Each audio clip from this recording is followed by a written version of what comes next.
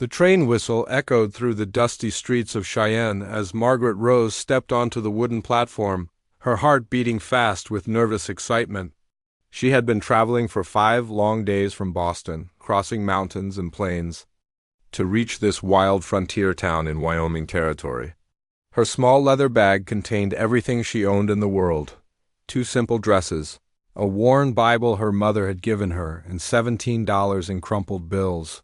Margaret smoothed down her blue traveling dress and looked around the busy station. Cowboys in wide-brimmed hats walked past her, their spurs jingling on the wooden boards. Ladies in fancy dresses chatted near the ticket window, and children ran between the benches playing games. But Margaret only had eyes for one person: Thomas Hartwell, the man she had come all this way to marry. For 8 months, she and Thomas had written letters back and forth. His words painted pictures of a beautiful ranch with rolling green hills and hundreds of cattle. He wrote about lonely evenings by the fireplace, dreaming of a wife to share his life. Margaret had fallen in love with his gentle words and kind promises. When he finally asked her to come west and marry him, she sold everything she had to buy the train ticket. Now she stood on the platform, clutching the small photograph Thomas had sent her. He looked handsome in the picture, with kind eyes and a warm smile.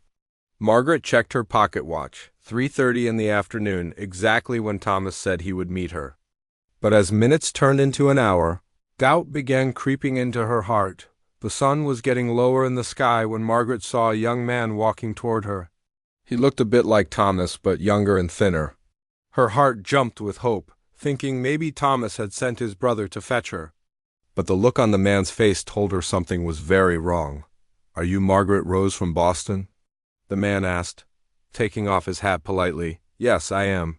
Are you here from Thomas?" Margaret asked, though she already feared the answer. The young man looked down at his boots, clearly uncomfortable. "Ma'am, I'm Billy Hartwell, Thomas's younger brother. I'm afraid I have some bad news." Margaret felt her knees go weak. She sat down heavily on her trunk, waiting for the words that would change everything. "Thomas got married 2 weeks ago," Billy said quietly, "to Rebecca Morrison, the banker's daughter here in town.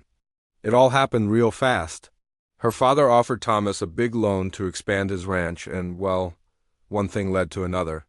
The words hit Margaret like a physical blow. She stared at Billy, hoping she had heard wrong. "Married? But what about me? What about all his letters? His promises?" Billy shuffled his feet nervously. "I told him this was wrong, ma'am. I said he needed to send you a telegram, tell you not to come. But Thomas, he's always been selfish. He said it would work itself out somehow." Billy reached into his pocket and pulled out a small envelope. "He sent this money for your return ticket to Boston?" Margaret took the envelope with shaking hands. Inside were $20 and a short note written in Thomas's familiar handwriting. "Sorry for the trouble. Hope you understand. Best wishes for your future." That was it. 8 months of letters, dreams, and promises reduced to 3 cold sentences. Billy stood there awkwardly for a moment. "I could help you get a room at the hotel tonight, ma'am. The next train back east leaves tomorrow morning." Margaret looked up at him through tears she was trying hard not to shed. "Thank you for your kindness, Billy, but I need to be alone right now." After Billy left, Margaret sat on her trunk as the sun began to set. The train station was getting quieter now. Most folks had gone home for supper, leaving only a few travelers waiting for the evening train to Denver. Margaret felt completely lost. She had burned all her bridges in Boston. There was nothing left for her there, no family, no friends, no job. Her aunt had made it clear she wasn't welcome to come back after Margaret decided to travel west to marry a stranger. As darkness fell, Margaret realized she was truly alone in the world. The $20 from Thomas would get her back to Boston, but then what? She would arrive with no money, no place to live, and no way to support herself. The thought terrified her more than staying in this strange frontier town. That's when she first noticed him. A tall man in a dark coat was standing near the station office, talking quietly with the station master.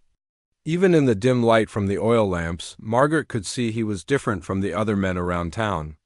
His clothes were finer, his boots more expensive. He carried himself with the confidence of someone used to being in charge. The man finished his conversation and started walking toward the hotel. As he passed Margaret, still sitting on her trunk, he slowed down and tipped his hat politely. "Evening, miss. Are you waiting for someone?" Margaret looked up at him. He was probably in his early 30s, with dark hair and serious gray eyes. There was something about his face that looked sad, like he had known real sorrow in his life. "I was," Margaret said quietly, "but I don't think anyone's coming." The man stopped walking. He studied Margaret's face in the lamplight, taking in her tear-stained cheeks and the way she clutched her small bag like it contained everything precious in the world. "Jack Morrison," he said, introducing himself. "I own a ranch about 10 miles. "Outside town? Are you from around here?" "Margaret rose," she replied. No, I came from Boston to, well, it doesn't matter now." Jack tilted his head, clearly curious but too polite to pry. "Have you eaten today, Miss Rose? You look like you could use a hot meal." Margaret realized she hadn't eaten since morning, but she shook her head. "That's very kind, but I don't want to be any trouble." "No trouble at all," Jack said firmly. "Come on, let's get you something to eat. You can tell me your story if you want to, or we can just sit quietly. Either way is fine by me." Something in his voice, kind but not pushy, gentle but strong, made Margaret trust him. She stood up slowly, her legs stiff from sitting on the hard trunk for hours. Jack picked up her trunk like it weighed nothing and gestured toward the small restaurant next to the hotel. "After you, Miss Rose." As they walked across the dusty street, Margaret wondered what strange twist of fate had brought this kind stranger into her life at her darkest moment. She had come to Wyoming expecting to marry one man only to be abandoned by him.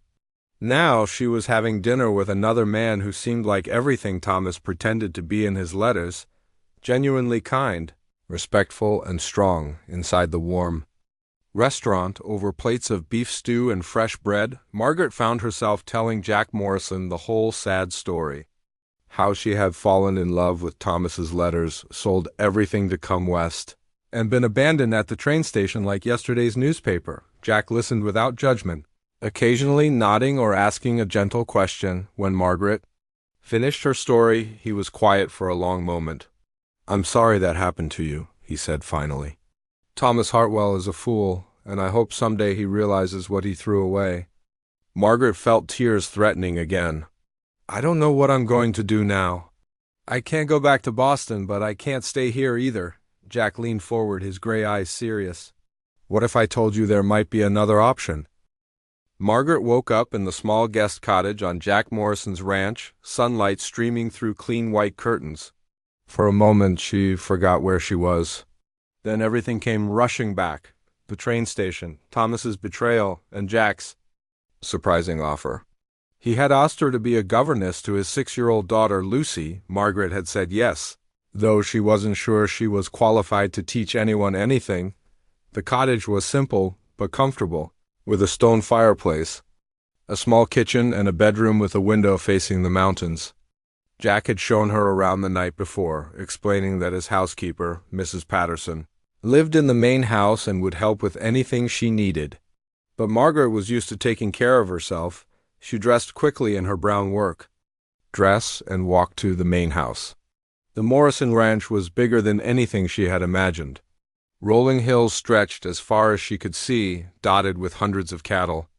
Cowboys were already working, their voices carrying across the morning air as they called to each other. And to the animals' Mrs. Patterson met her at the kitchen door with a warm smile.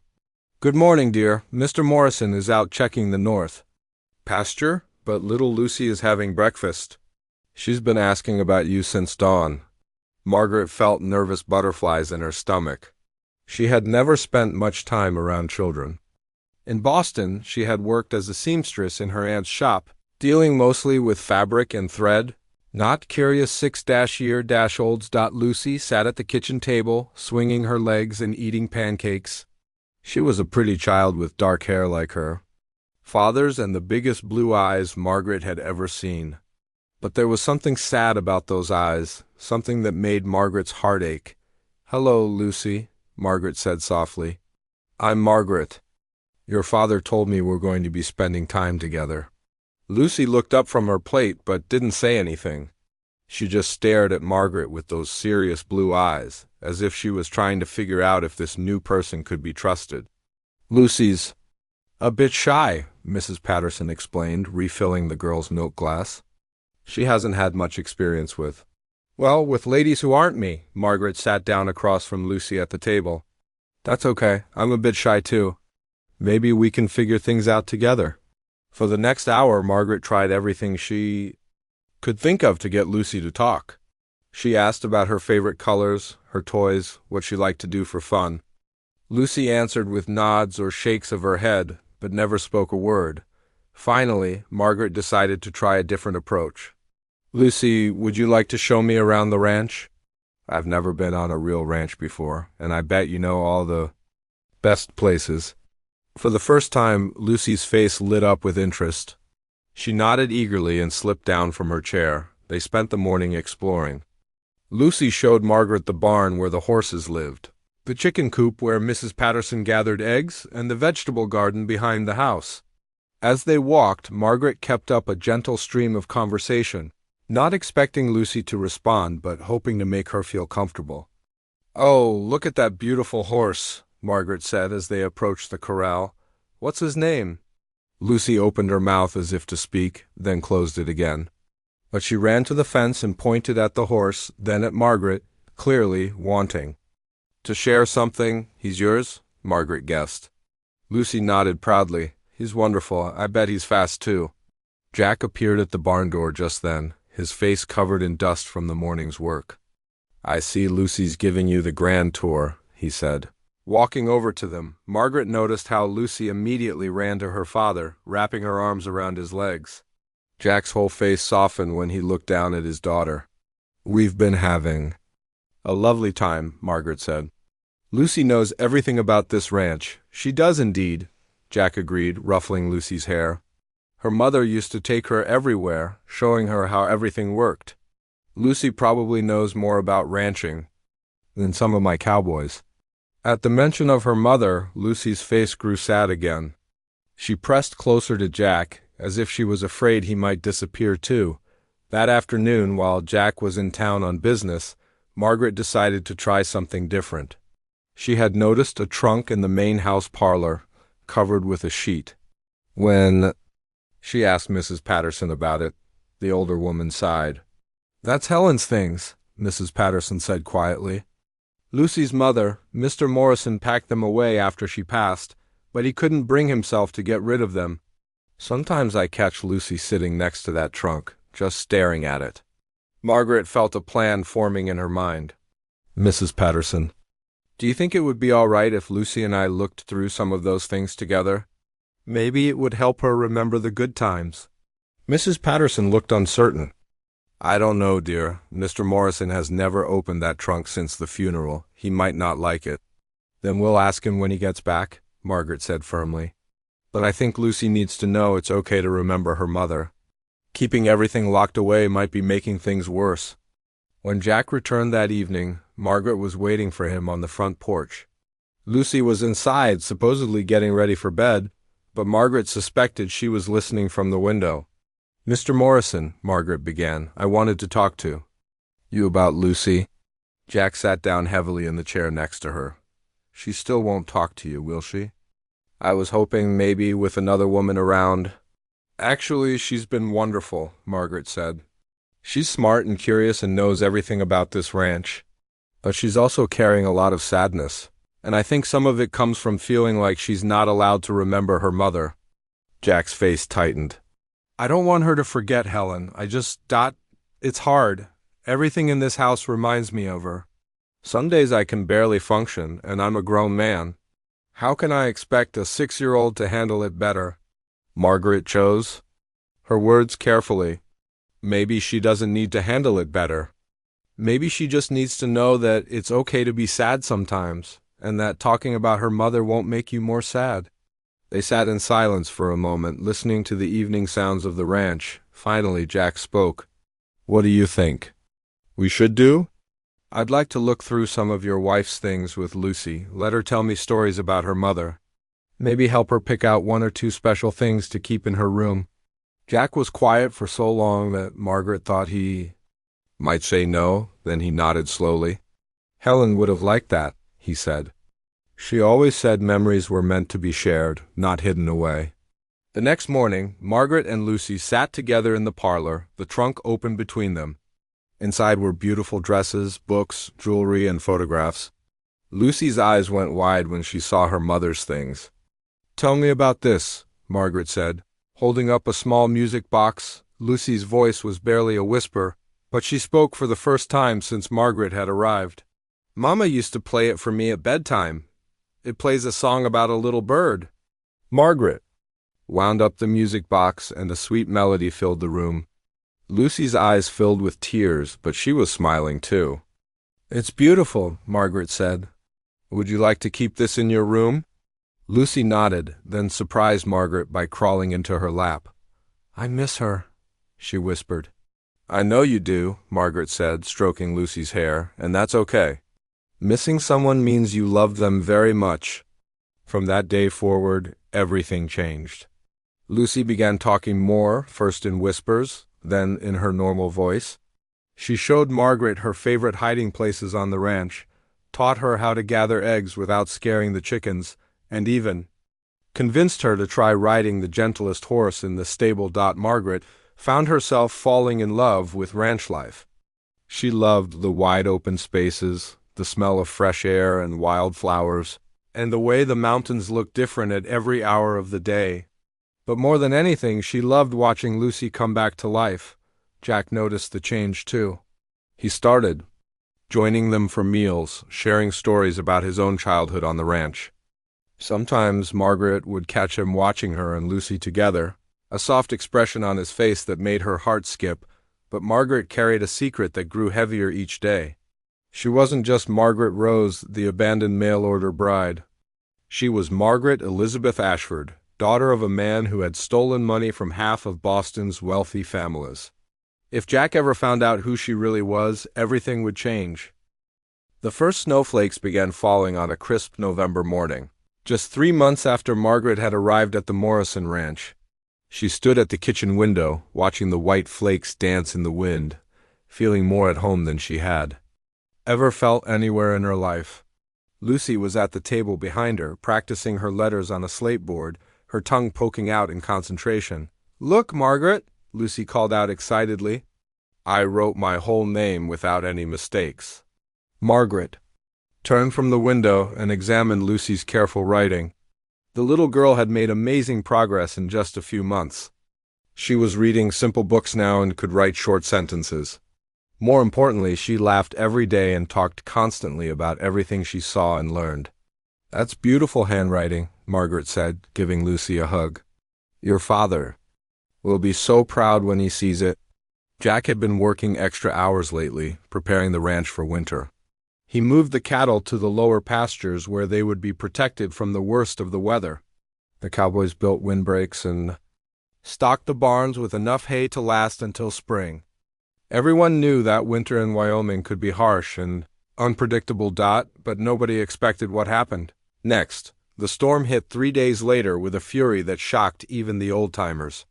The wind howled like a living thing, driving snow so thick that Margaret couldn't see the barn from the kitchen window. The temperature dropped so fast that water froze in the buckets before Mrs. Patterson could carry them inside.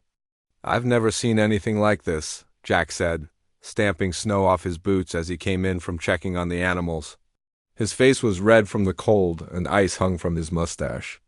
"Old Pete says this might be the worst blizzard in 20 years. For the first 2 days they managed well enough. The house was warm and well stocked with food.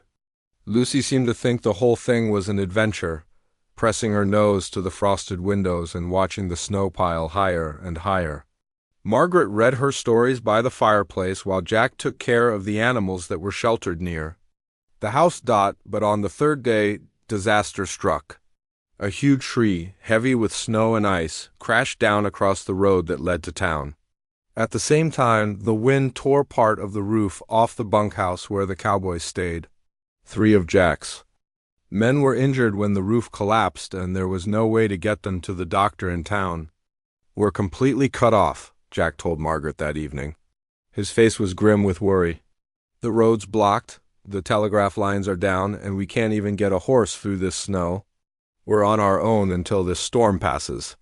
Margaret felt scared, but she tried not to show it for Lucy's sake. "How long do storms like this usually last?" "Could be days, could be weeks," Jack said honestly. "We have enough food and firewood, but those injured men worry me. One of them has a broken arm that needs proper setting, and another took a bad blow to the head." That's when Margaret surprised everyone, including herself. "I can help," she said quietly. Jack looked at her with confusion. "Margaret, I appreciate the offer, but nursing injured cowboys isn't exactly ... My father was a doctor," Margaret interrupted, the lie coming easily because it was close to the truth. Her father had been many things, including a man who knew enough about medicine to treat injuries when real doctors weren't available. "I helped him many times before I came west." Actually, Margaret had learned basic medical skills out of necessity.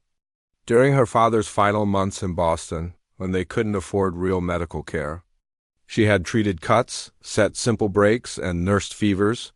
It wasn't formal training, but it was more than anyone else at the ranch had. Jack stared at her for a moment, then nodded. "All right, let's go take a look at them."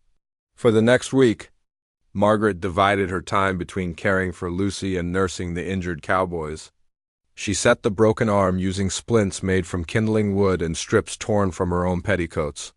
She cleaned wounds, changed bandages, and sat up nights watching over the man with the head injury, making sure he didn't slip into unconsciousness. During those long, quiet hours by the sickbed, Jack often sat with her.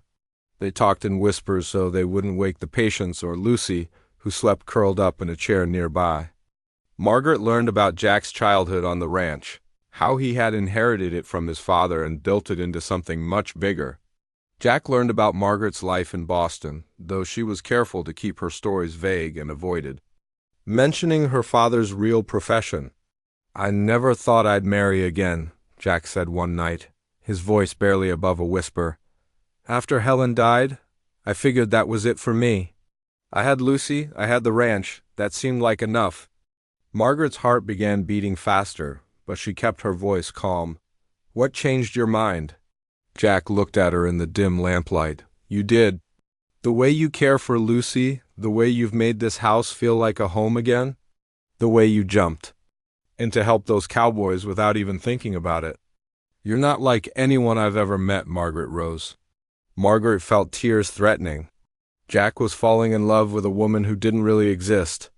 Margaret Rose was just a name she had used to escape her past. Her real name was Margaret Elizabeth Ashford, and if Jack knew the truth about her family's disgrace, he would never look at her the same way. "Jack," she started to say, but he reached over and took her hand. "I know this might seem too fast," he said. "We've only known each other a few months. But out here, you learn to recognize something real when you see it. I love you, Margaret, and I think Lucy loves you too. Would you consider staying permanently? Not as a governess, but as my wife?" Margaret's heart soared and broke at the same time. She wanted nothing more than to say yes, to become part of this wonderful family forever. But the weight of her secrets felt crushing. "I need time to think," she managed to say. Jack smiled and squeezed her hand. "Take all the time you need. I'm not going anywhere." The storm finally broke 2 weeks after it had begun. The sun came out blindingly bright on the white landscape, and the wind died down to gentle breezes. Jack and some of the cowboys managed to clear the road enough for a horse to get through to town. The first thing they did was get proper medical care for the injured men. But when the mail finally came through, Margaret's world fell apart. Mrs. Patterson brought her a telegram that had been waiting at the post office for over a week. Margaret's hands shook as she read it. "Father died in prison. Stop creditors demanding your return. Stop warrant issued for your arrest. Stop come home immediately. Stop Aunt Rebecca." Margaret sank into a chair, the telegram fluttering to the floor. Her father was dead, and now the authorities wanted her to face charges as his accomplice. Even though she had known nothing about his crimes, Her last name was enough to make her guilty in the eyes of the law. Jack found her there an hour later, tears streaming down her face.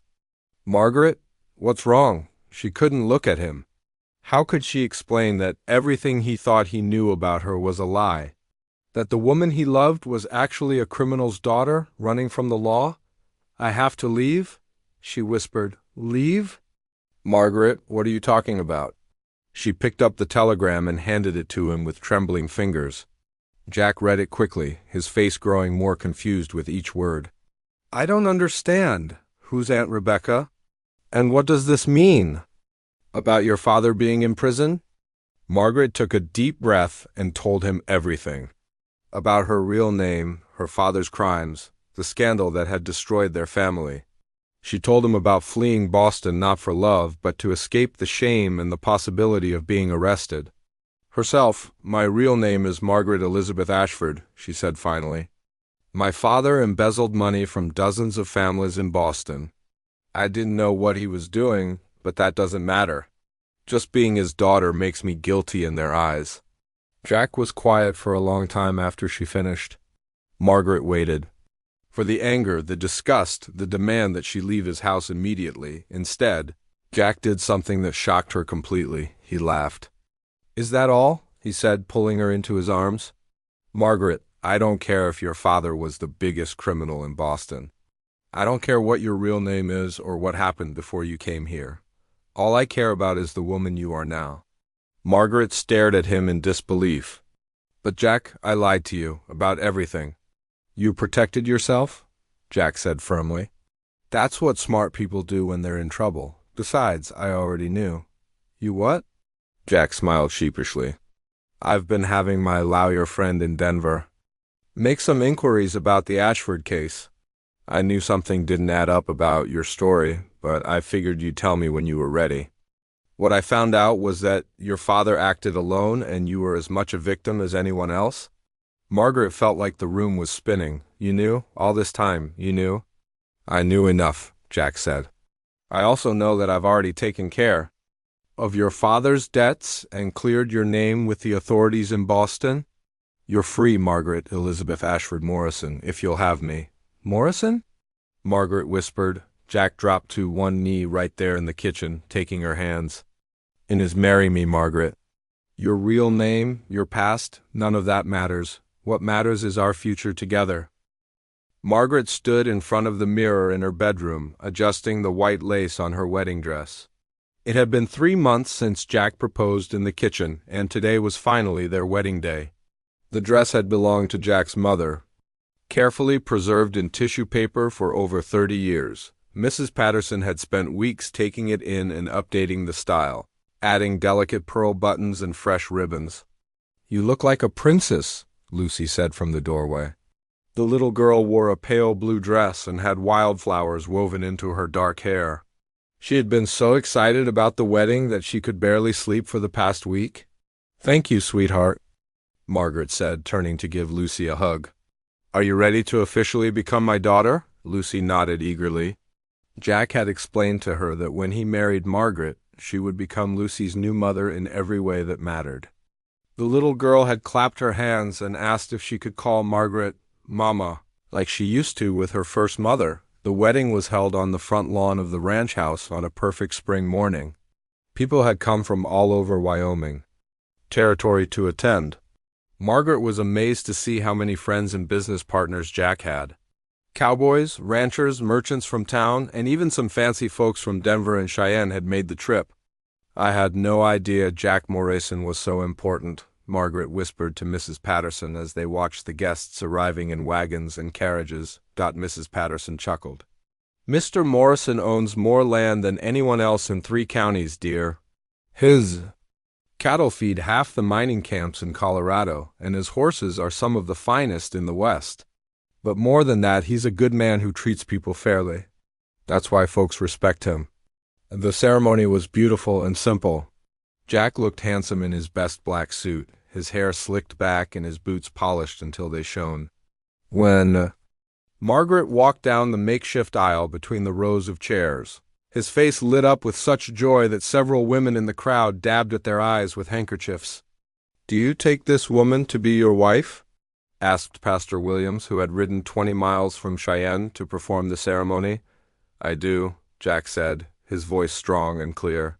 "In good times and bad, for richer or poorer, until death do us part."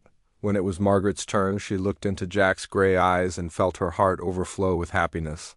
"I do," she said, meaning it with every fiber of her being. The celebration lasted until well after midnight. There was dancing on the wooden platform the cowboys had built, enough food to feed an army, and music provided by a fiddle player who had come up from Colorado. Margaret danced with Jack, with Lucy, and with dozens of guests who welcomed her warmly into their community. But the real changes began in the weeks that followed. Margaret threw herself into learning everything about ranch operations. She rode out with Jack to check on the cattle, learning to spot signs of disease or injury in the animals. She studied the account books, amazed at the complexity of running such a large operation.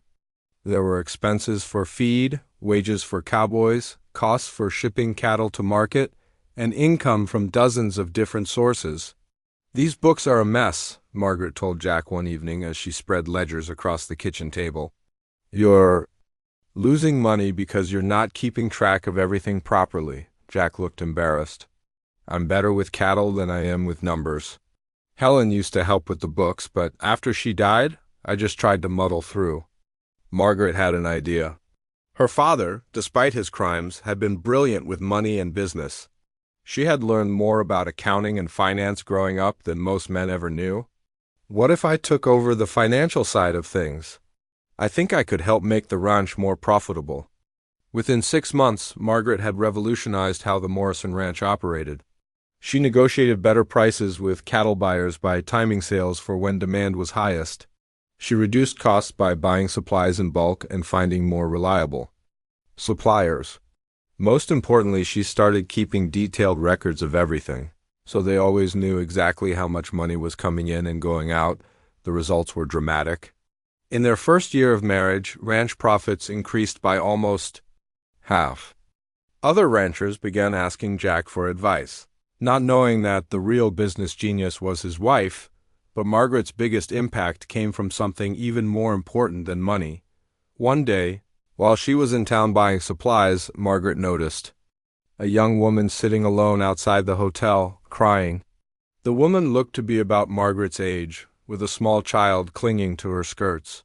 Her dress was worn and patched, and she had the look of someone who had been traveling for a long time. "Excuse me," Margaret said gently. "Are you all right? Is there anything I can do to help?"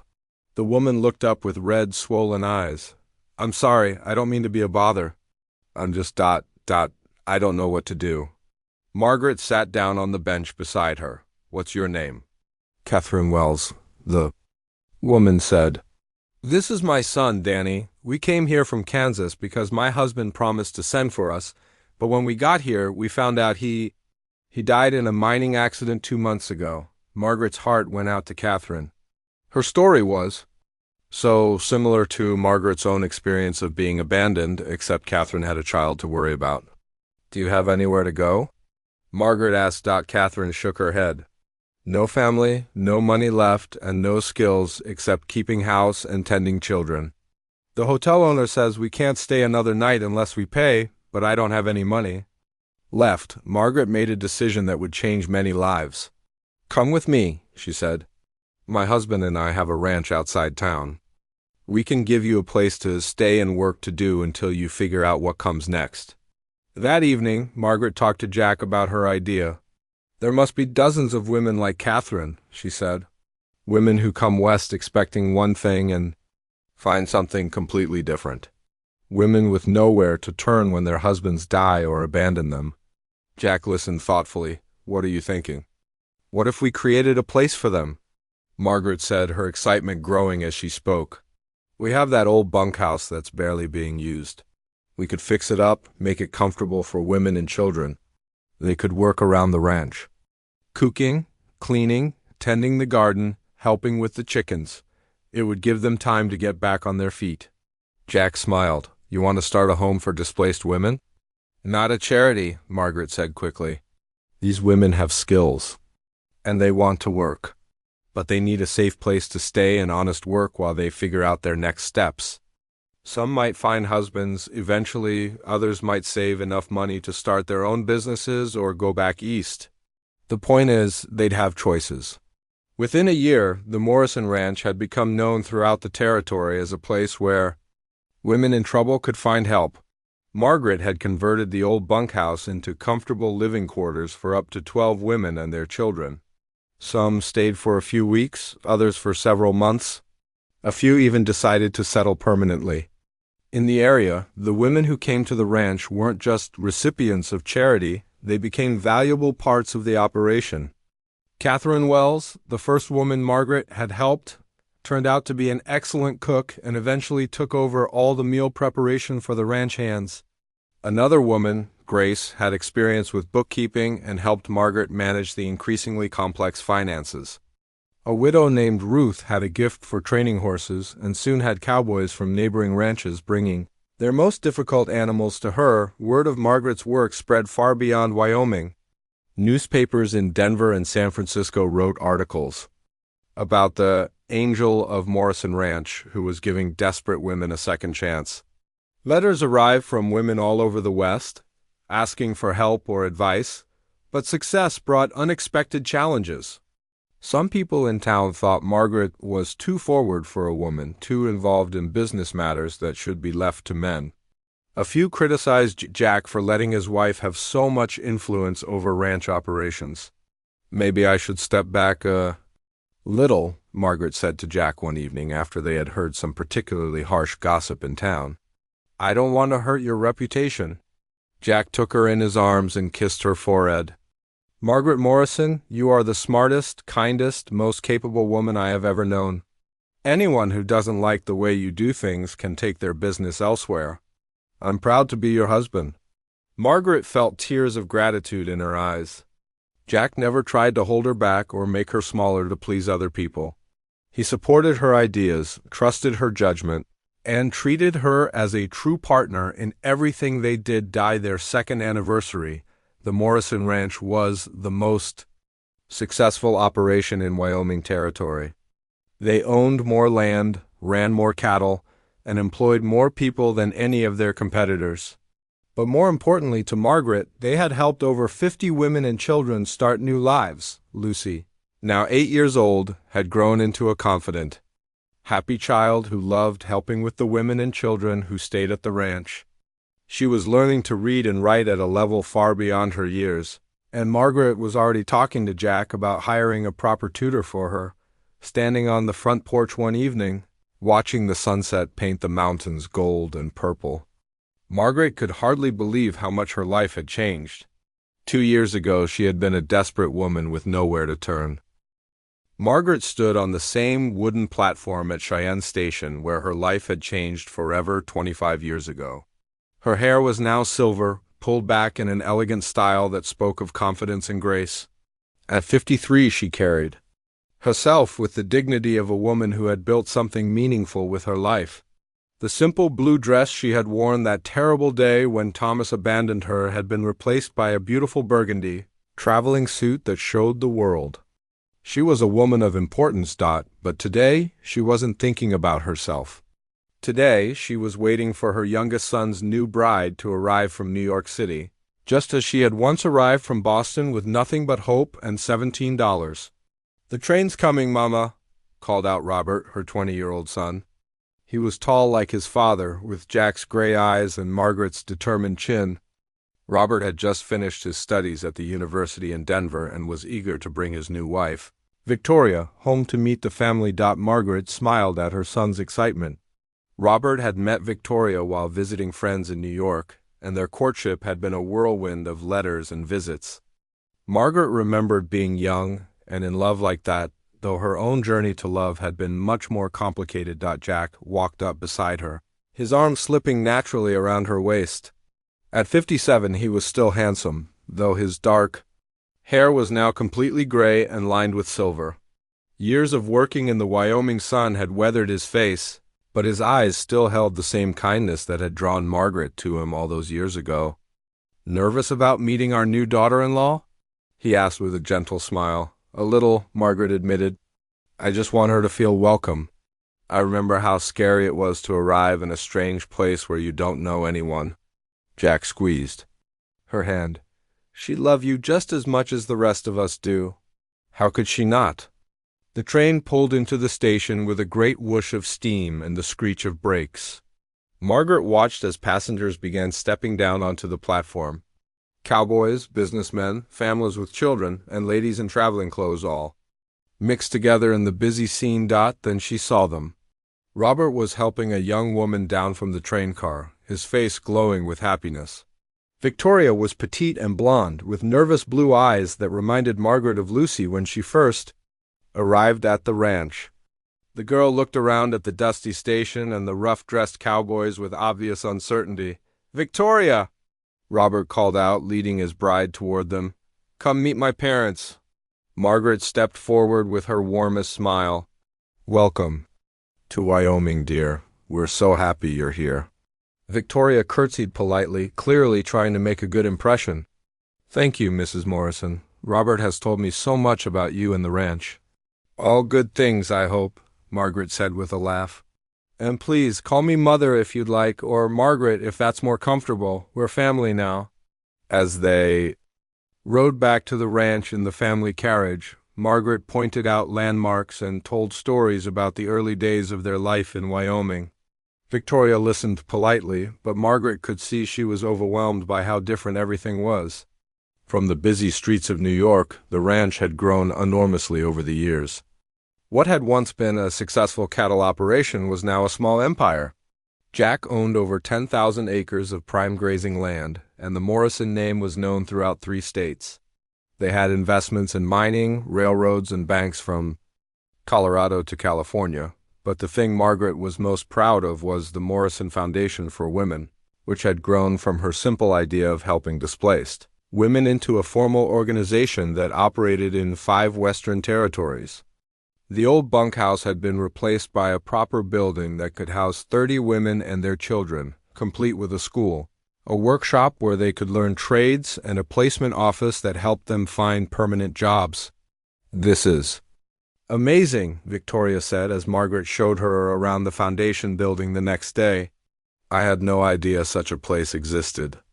"It started small," Margaret explained, watching a group of women learning to operate the new sewing machines they had purchased from back east.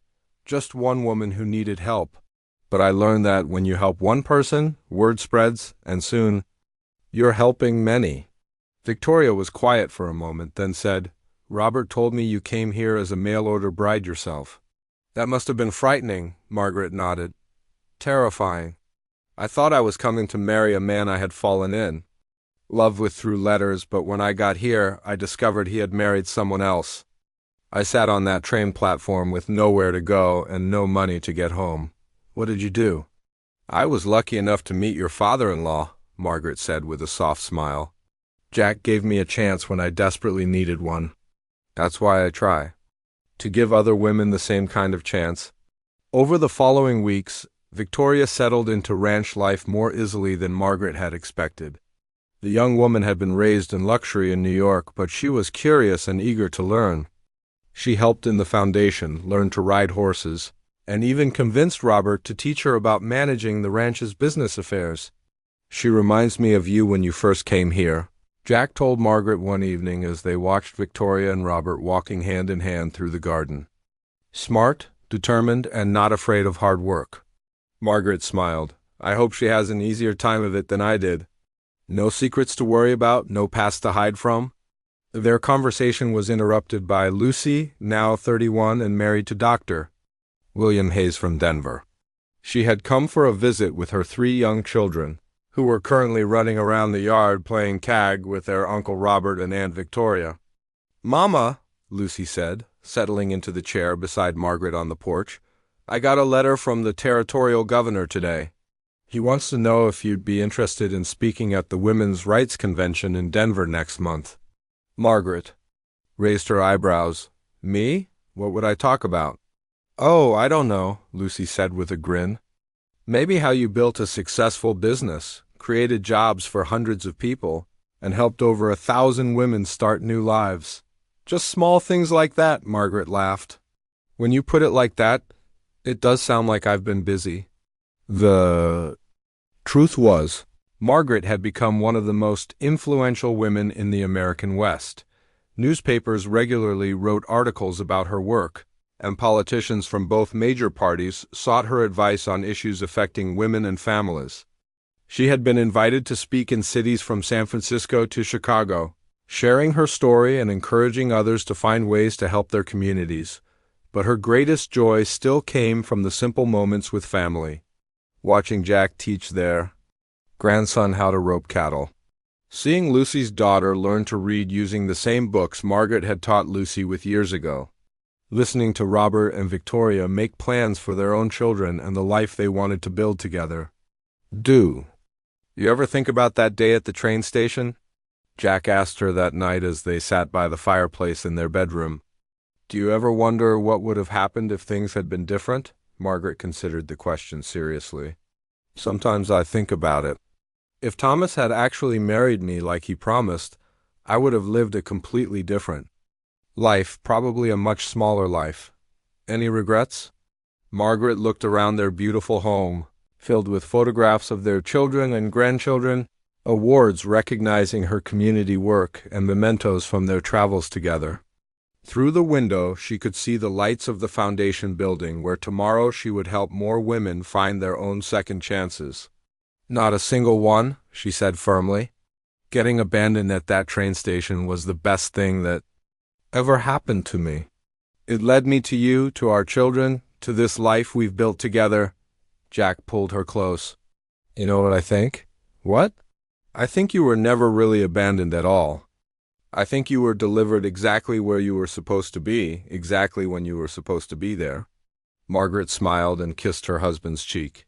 You might be right about that.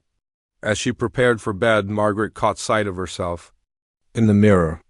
The frightened young woman who had sat on a trunk at the train station was gone, replaced by someone confident and accomplished. But more than that, she was surrounded by love, the love of a good man, wonderful children, and a community that respected what she had built. Tomorrow would bring new challenges, new women to help, new problems to solve. The territorial legislature was considering a bill to give women the right to vote, and Margaret had been asked to testify in favor of it. There were plans to expand the foundation to other territories, and several universities had invited her to speak to their students about women in business. But tonight, she was simply Margaret Morrison, wife and mother, grandmother and friend, looking back on a life that had turned out better than she had ever dared to dream. She had come to Wyoming as someone else's abandoned bride, but she had become the queen of her own remarkable destiny, and the best part was, her story was still being written. Every woman she helped, every life she touched, every barrier she broke down was another chapter in a legacy that would continue long after she was gone. The frightened girl at the train station had become a woman who changed the world. One person at a time. That was a happy ending worth waiting for.